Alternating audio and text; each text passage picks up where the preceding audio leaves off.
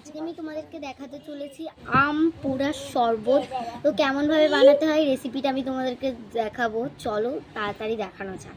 পিসি শুয়ে রয়েছে, তোমাদেরকে রেসিপিটা দেখাবো। আমরা গ্যাসের মধ্যে এমন করে পুড়িয়ে নিয়েছি, দুপাশ দিয়ে আমটাকে কেটে নেবো। এটা কিন্তু কাঁচা আম, তোমরা অবশ্যই এমন করে নেবে আমাদের মতো। আমি রেখে দিয়েছি আগের থেকে ঠান্ডা জল। এখন এই আমটাকে গামলার মধ্যে নিয়ে নেবো।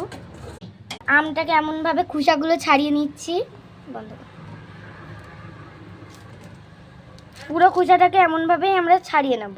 ওইখানে ফেলা। এখন দেখতেই পাচ্ছ আমটাকে ভালোভাবে ছাড়িয়ে নিয়েছি। যে ঠান্ডা লেগেছিলাম ওই জলটা এবার আমরা এই আমের শরবতের মধ্যে মানে আমের মধ্যে দিয়ে দেবো। আমরা এই আমটাকে ভালোভাবে চটকিয়ে নেব।